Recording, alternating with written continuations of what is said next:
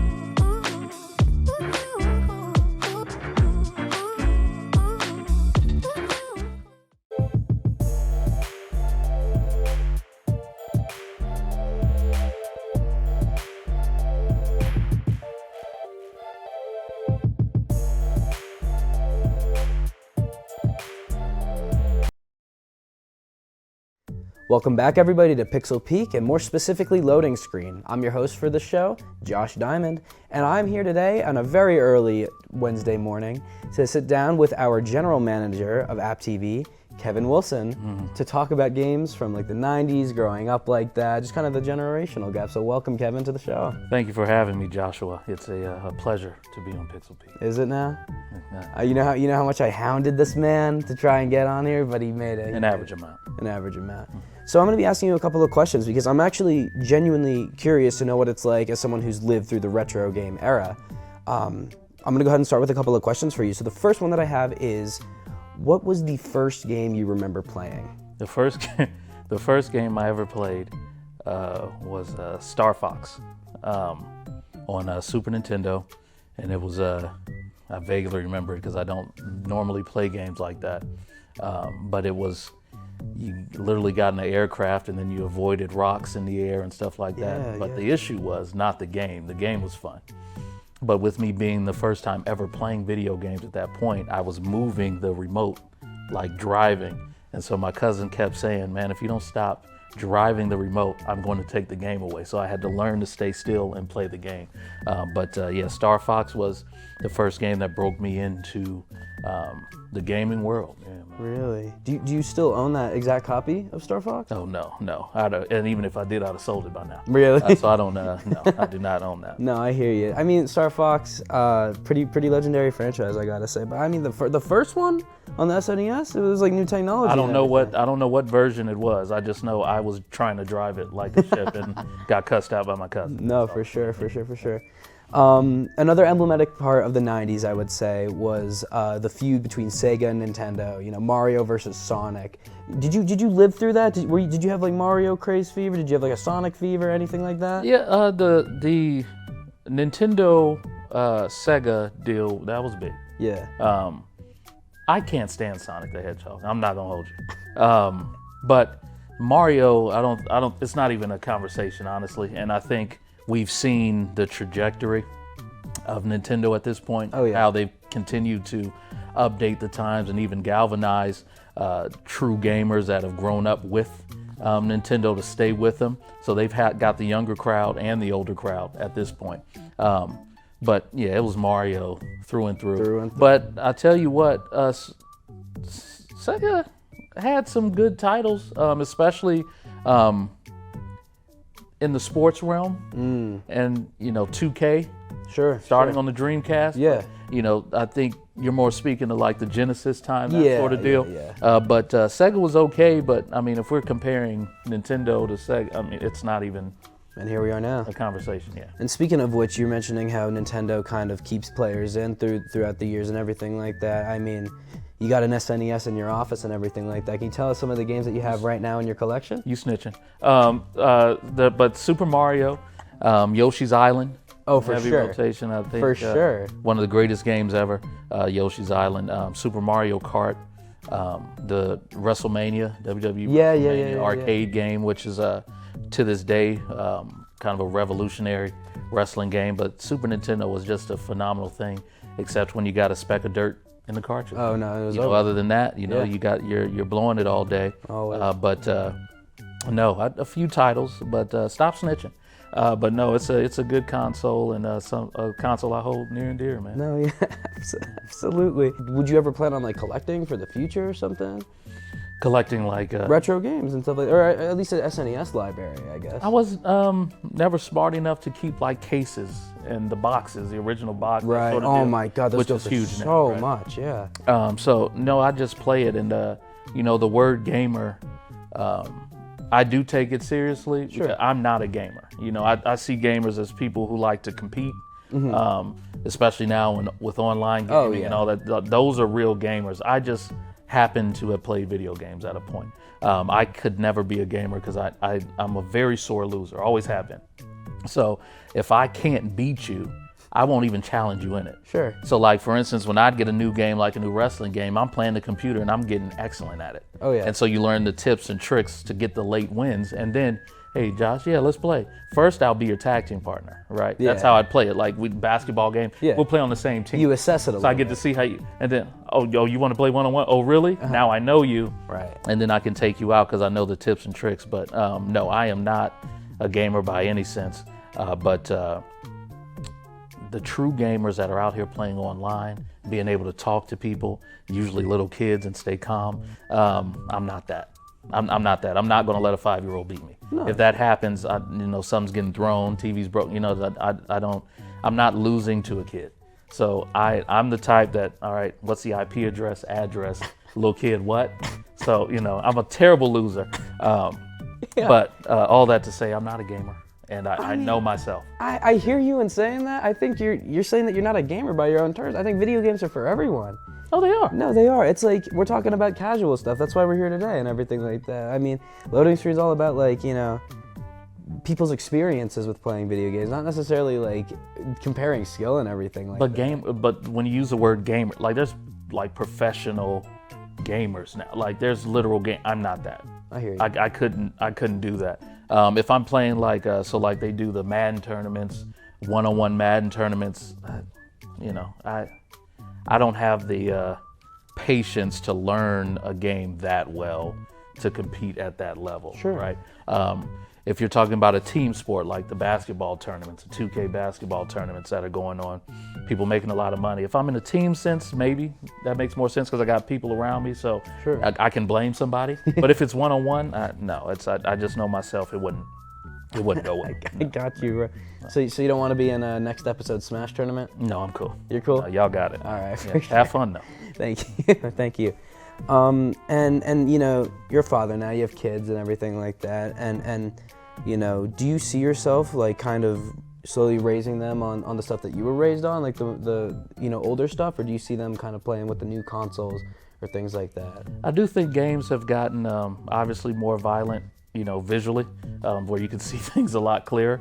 But video games have evolved as well with children. So, my sons will play like the Paw Patrol video game, which isn't as easy as I thought it was, but that's another story. But, they get into the pressing the buttons. They did the same thing I was doing. They're jumping when they're supposed to jump. Like, calm down and just hit the button. But the video games have evolved. So I like that element of things. So the Marios are usually safe, the Paw Patrol type games. But you just, as a parent, just like television, social media, you got to be careful of what you're showing. Oh, yeah, absolutely. I think video games do a really good job of that with the systems because they'll tell you up front, this is mature. This is, and they've gotten a lot better at that. Yeah. So on one end where you have people, kids can get the Grand Theft Auto and they can download, you're giving them your credit card to download it. Right. You're the one that's not having the buffer there. If you're not involved, kids are like, oh, this looks cool. Yeah. All my friends play Call of Duty. I want to play it here. Well, your household may not be built like that where your mature 14, 15-year-old can handle it. Not everybody can handle all that violence. Some people have nightmares off that. Oh, so yeah. You have to be careful with that sort of stuff and getting kids involved in video games too early. So you start off with something colorful, just like the cartoons they watch. Okay, they vibe right in, and as they get older, you can see their maturity and see if they can handle it. But yeah, it's the same thing just as everything else. For my money, you put them on Pokemon. You give them that childhood, Pokemon's great. Maybe a little too addicted because y'all on the phones and going to parks and trying to hunt. Oh, no, not even Pokemon Go. Okay. Not even Pokemon Go on the mobile. No. Like, you gotta put them on, like, there's a new Pokemon game coming out, Scarlet and Violet, this November 18th, right, on the Switch. Boom. Great authentic experience. I grew up on Pokemon. I think I turned out fine. Let's see, the Pokemon I grew up on may not be the same Pokemon you grew up on. What'd you grow up on then? So it was Ash Ketchum. Is he still alive in this? He's chilling, yeah. He's still around. Is he not the main guy anymore? He's in the anime. I mean, he's like in the anime, but when it comes to the games, he's not really a So character. Ash Ketchum is not the main character in Pokemon anymore? No, I mean, how do I explain this? How do I explain the Is he an old Pokemon? man now? No, he's Did we all grow up together like Blue's Clues? he's like 12 now. Oh, As opposed to he's an old man now. Yeah. What about Pikachu? Is he? Yeah, of course Pikachu's still like the king, the But mascot. is he the main character? I wouldn't say sure. I don't know. There's only so much you can do with Pokemon. There's so many stories to tell, you know? Okay, yeah, my cartoon Yeah. Pokemon was 2 cartoons in the morning. Well, 3. It was Garfield and Friends, Yeah. Pokemon, and Sailor Moon would come on. Really? Right. That's so funny. But they would just come on rotation on the same channel. But it was Ash Ketchum and Pikachu. So you wouldn't let your kids watch that? Oh yeah, Pokemon was cool. Yeah, there you go. Yeah, Pokemon was cool. I just don't know what the storyline is now. I'm not up to date. Vastly different. It's the top-selling franchise, like, of all time. I'm not trying to fight you on it. I'm just saying that the Pokemon you know and the Pokemon I know. I hear you. Yeah. I hear you. I'm often, in a lot of like online circles and things like that, and I often hear the phrase of they don't make games like they used to anymore. And would you agree with that in a certain way? I mean, obviously we've evolved with technology and everything like that, but sometimes I feel like there's a certain quality that's been lost that you can only get out of like the retro feel. Do you kind of like see what I'm saying? Well, the retro feel, just the only difference is just the gameplay isn't as complicated. So the games have evolved and they're a lot better now. Mm-hmm. But the difference is they're more complicated because you have now a right trigger, a left trigger. Right. You used to just have the right and left, RB and LB. There's now the arrows and then the dual, whatever you call it. A little bit more features. Right. There's significantly more buttons now. So like the Metal Gear Solid from PlayStation 1 is not the same from PlayStation 4, right? There's significantly more combinations and stuff you can do. And visually, it's not even close. You can't say that it was better in the past. The content is the same. Mortal Kombat, Killer Instinct, Oh yeah. it's still vicious, severely violent. Still the essence is It's there. just now, this isn't as pixelated anymore. Sure. Oh, that's really his spine coming out of his back. It's like different, but no, it's the same stuff. I think the games are better now because you can see them more. Yeah. They're just significantly more complicated with the combination. So a great example of that would be like the basketball franchises. So you just had the D-pad. You're just going up and down and side to side. And now you got a whole nother stick.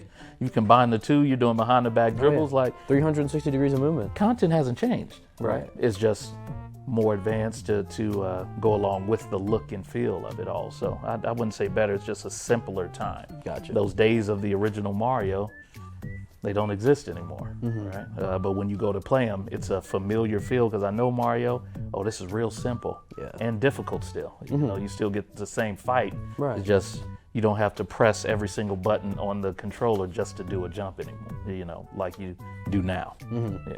But No, I got you. And in that similar vein, on the contrary, would you say, where do we see video games going in the future now? Like, obviously we talk about VR. That's like the easy thing and all of that. But like, I don't know, like 50 years from now, where are we going? What's the industry looking like? Do you have any idea as someone who's kind of lived through it a little bit? We've been seeing it for decades now, but the motion cap. There's going to be rooms like escape rooms where you'll just motion cap and you'll be right in the game. Everything. Right. I think VR is a really good start to that. I think they're still working on the look of that, because compared to consoles and PC, but you just continue the same path, VR, and then the motion cap, you're going to be able to throw on a suit. Okay, I need a large.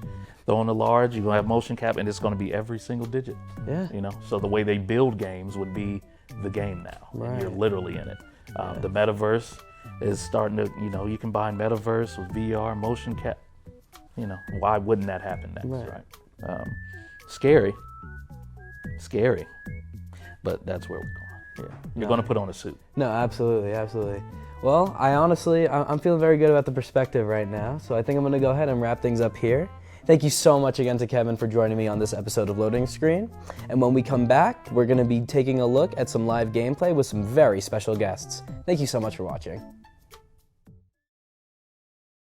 What brings us to mountains? Is it the possibilities that await us at the top? Are we looking forward to how the challenge will mold us, transform us? Maybe the mountain is inside all of us. After all, we are mountaineers. Appalachian State University. In 1899, the misty ridges of northwestern North Carolina became home to a simple yet powerful vision: to transform lives and the region through the empowerment of education. Nearly 120 years later, students still feel the pull of this unique place, and Appalachian has remained grounded in the vision of our founders, providing rural access to a sterling education and serving the region. The Mountaineer passion for lifelong learning is cultivated from an early age. Right now, Appalachian's youngest Mountaineers are developing critical learning skills while also discovering that college is in their future, and when they are ready, their College on the Mountain will be ready for them. So the children that go to school here at the Academy are from all across Forsyth County, particularly children who may be struggling readers. Our goal is to improve literacy for all students K-5, to work with them, bring in the curriculum through Appalachian State University and the Reading Clinic, and support learning across all disciplines. The experience for a university student here at Middle Fork is really critical.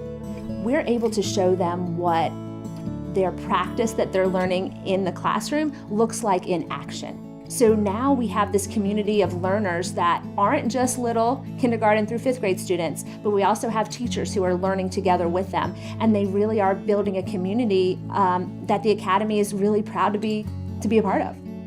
So I've been teaching for 31 years, and one of the questions people always ask me is, why are you still doing this? Why aren't you retired? And my answer to them is because we finally got it right. These children are getting to interact with university professors. They are now identifying with Appalachian. They're saying, that's my college. I'm going to go to that college on the mountain. And they're very excited about that. And so now, these are children who could be first-generation college students. And they're already thinking about it and identifying as college students. I love being here. I love being at the Academy because this is like one of the best opportunities that a principal can have. I mean, the amount of support I've had as a principal, it's just overwhelming. And I just like being a voice for children and to be a partner with the parents and a partner, on behalf of App State University. This is what I love doing, so I'm very thankful.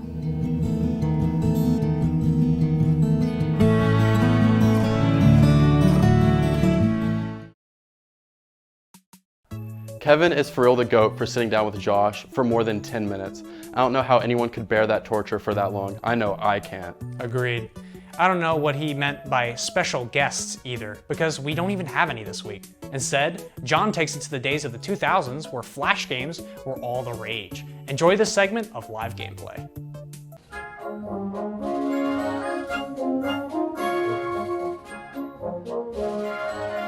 Let's game. Gonna play some Bloxors right now. Big classic. Got the ad blocker. Don't have to watch a sponsored ad. So yes, Bloxors. Like this is. Yeah, let's tilt that down a little bit. Gonna start a new game. Skip instructions. I don't need instructions. This game is a piece of pie, a piece of cake. Look at boom. Speed running, the least amount of moves ever in Bloxors. Boom, boom, boom, boom, boom, boom, boom, boom, boom, boom. Boom, boom, boom, boom. Yep, too easy. Too easy. Boom, boom, boom, boom. Boom, boom, boom, boom, boom, boom, boom, boom, boom, boom, boom, boom, boom, boom. 2,000 years later. I have encountered it.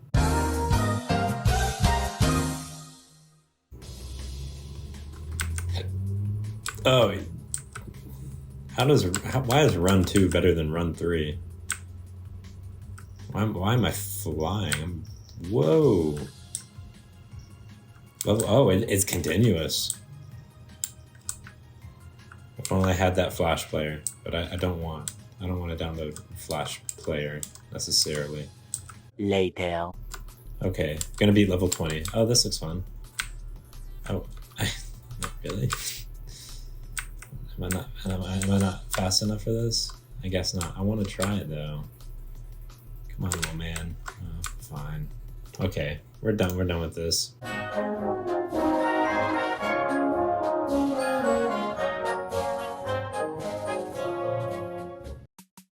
Hey Jake, did you know I actually hold the world record for the most deaths in Run 2? How'd you pull that off? I once left my Chromebook running for 92 hours straight without closing the tab, cost my parents double their electricity bill that month. Calling me impressed. Well, that'll be all the time we have for today. I've been Jake Gallons. And I'm Jack Thornton. Thanks for watching.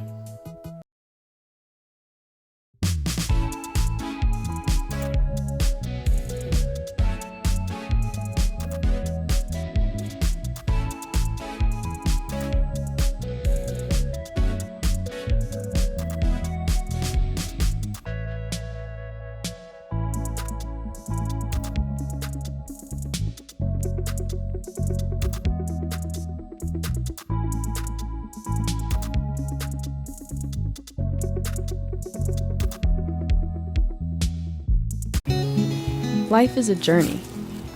We're told that there are mountains and valleys before us. A mountaineer trudges through. Where others see an obstacle, a mountaineer sees an opportunity. A mountaineer climbs tomorrow's mountains today. So what is a mountaineer? A mountaineer is you.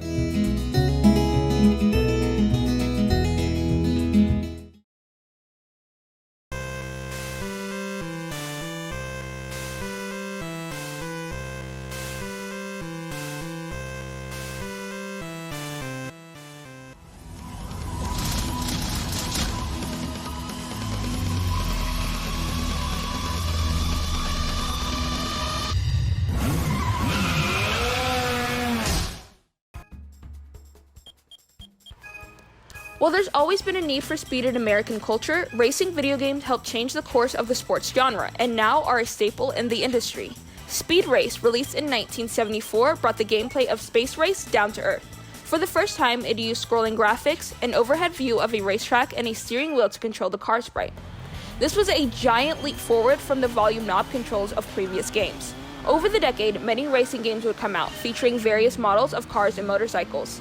The technical advancements of the 80s pushed the genre to new heights. Most notably, in 1982, one of the most influential racing games of all time was released. Pole Position, a Formula One racing game where a single player drives against 7 other computer-controlled cars on Japan's Fuji Speedway.